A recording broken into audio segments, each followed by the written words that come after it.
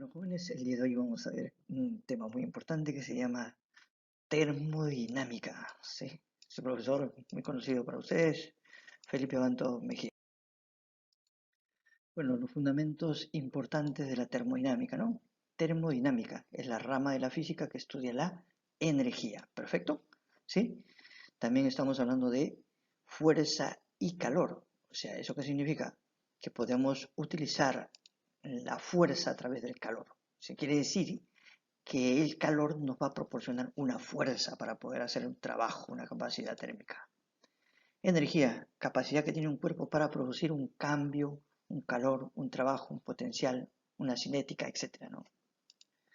Sistema termodinámico es una porción que se va a estudiar, que está en el universo y puede ser cerrado. ¿Y cuándo es cerrado? Tú ves ahí un pistón donde de repente es un depósito, donde tiene un gas, pero no hay transferencia de masa. Sí puede haber transferencia de energía. Un sistema aislado, ahí tenemos un sistema aislado, si tú lo puedes ver, acá tiene unas paredes para aislar el sistema termodinámico, y entonces aquí no hay ni transferencia de masa ni transferencia de energía. Un sistema abierto, si tú ves, es un tanque que está al medio ambiente, ingresa por acá, o sea, ambiente significa que hay transferencia de masa y también hay transferencia de energía. Muy importantes estos conceptos, ¿no? De conocer un sistema, ya sea cerrado, ya sea aislado, ya sea abierto, ¿no? También debemos tener en cuenta las leyes de la termodinámica, ¿sí? La primera ley, la ley cero.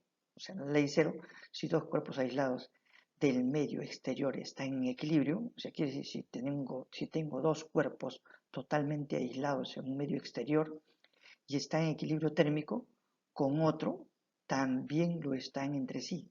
Quiere decir que si yo tengo esos dos cuerpos en algún lugar del espacio y están aislados totalmente, entonces están en equilibrio térmico. Quiere decir también que entre ellos y entre el medio ambiente siguen en equilibrio térmico. La primera ley termodinámica dice el principio de la conservación de la energía. Si tú entregas calor a un sistema térmico, entonces es equivalente al cambio de su energía, ¿sí?, interna más el trabajo que produce. Es lo mismo cuando tú te entregan energía en la mañana para desayunar, ¿sí? Vas a acumular la energía, va a cambiar tu energía interna, pero vas a producir trabajo. El mismo fenómeno se produce en los seres humanos, ¿sí?, en las máquinas térmicas, en las máquinas eléctricas, etc. También tenemos un sistema cerrado, ¿no? En un sistema cerrado, ¿qué sucede? El calor entregado al sistema es igual al cambio de la energía más el trabajo. Se cumple completamente la primera ley de la termodinámica. En un ciclo termodinámico, ¿qué es un ciclo termodinámico? Es el que observa aquí, el calor neto es equivalente al trabajo neto. Eso significa que el cambio de energía interna es equivalente a cero. Un ciclo termodinámico. Convenciones de los signos, ¿no? Acá tenéis que tener cuidado en los signos, ¿sí? Esto ya se trabaja a nivel matemático, ¿no? Donde dice, por ejemplo, que si yo tengo un sistema termodinámico aquí, ¿sí?, y si yo le ingreso, ¿sí?, respectivamente calor, si ingresa el calor, ese calor es positivo. Cuando ingrese el calor al sistema termodinámico, quiere decir que ese calor es positivo. Además, también va a salir un trabajo. Si el trabajo sale del sistema, si el trabajo este sistema realiza un trabajo, entonces ese trabajo es positivo. Pero cuidado aquí. ¿Qué pasa si sale del sistema un calor? Ese calor es negativo. O sea, si de este sistema termodinámico va a salir calor, ese calor se considera negativo. De igual manera, si se realiza un trabajo en contra del sistema termodinámico, entonces ese trabajo también es negativo. ¿Cuándo lo vemos aquí? Cuando nosotros le sacamos el aire, ¿sí?, el aire o el calor de una refrigeradora, ¿no?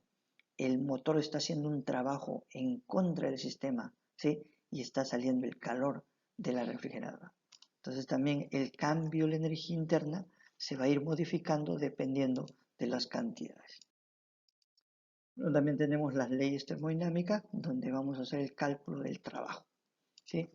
En una expansión termodinámica quiere decir que el volumen va a cambiar de menos, por ejemplo, digamos de 5 a 10, eso significa que se va a expandir este sistema termodinámico, el trabajo es positivo.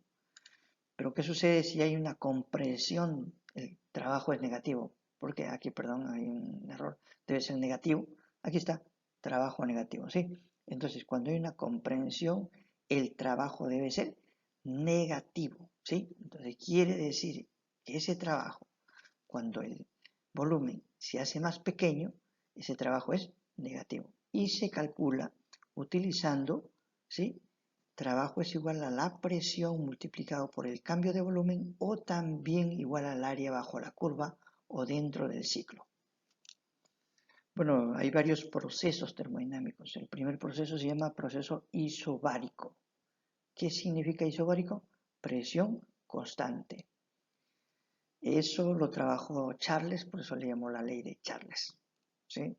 Y donde nos informa que el volumen 1 es a la temperatura 1, como el volumen 2 es a la temperatura 2. Una relación matemática entre el volumen y la temperatura.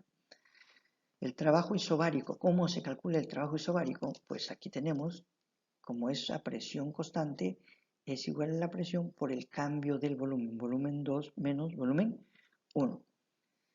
Calor isobárico, ¿cómo calculamos el calor isobárico? También de la misma manera que el calor es igual a la masa en gramos por el calor específico a presión constante por el cambio de temperatura, temperatura 2 menos temperatura 1.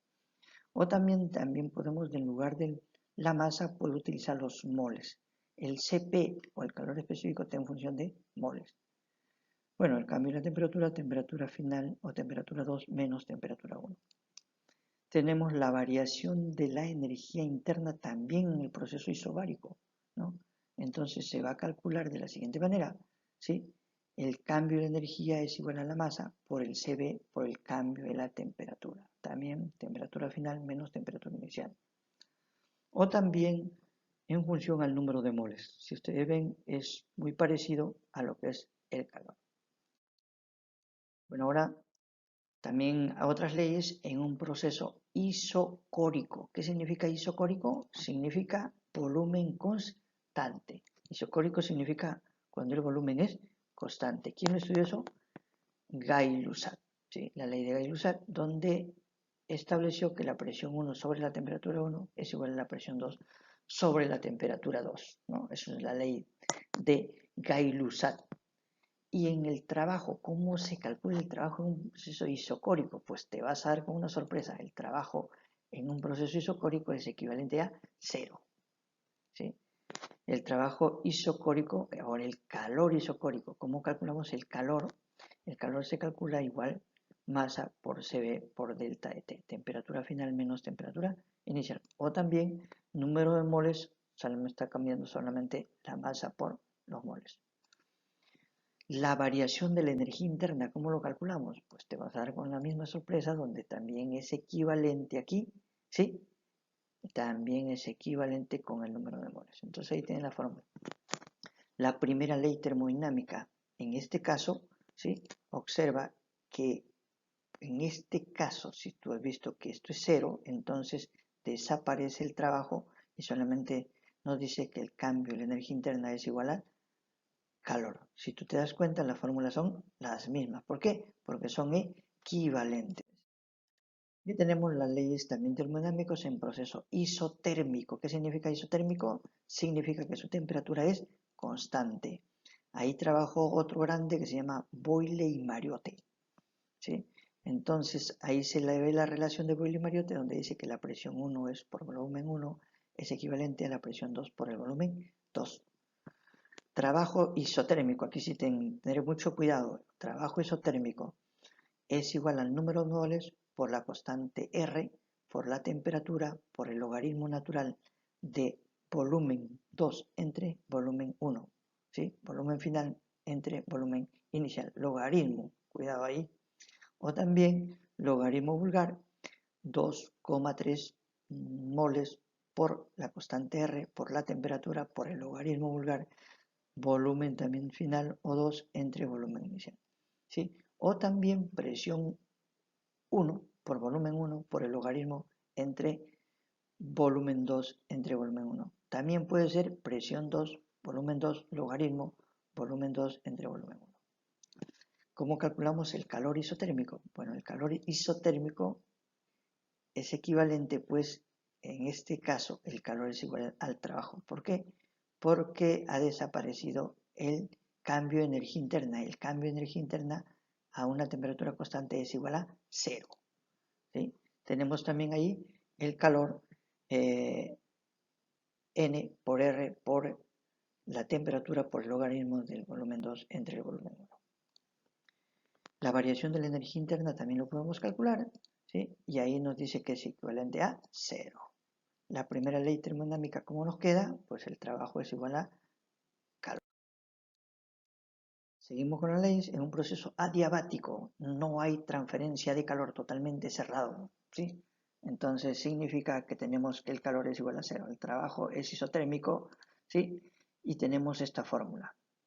Trabajo se calcula presión 2 por volumen 2 menos presión 1 por volumen 1 sobre 1 menos el coeficiente adiabático. O también M por R, temperatura 2 menos temperatura 1, 1 menos el coeficiente adiabático.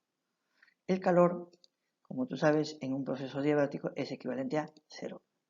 La variación de la energía interna se calcula utilizando la masa por el Cv por el cambio de temperatura o también el número de moles por el Cv por el cambio de temperatura. La primera ley termodinámica nos queda que el trabajo es igual a menos delta de U. Significa menos el cambio de la energía interna.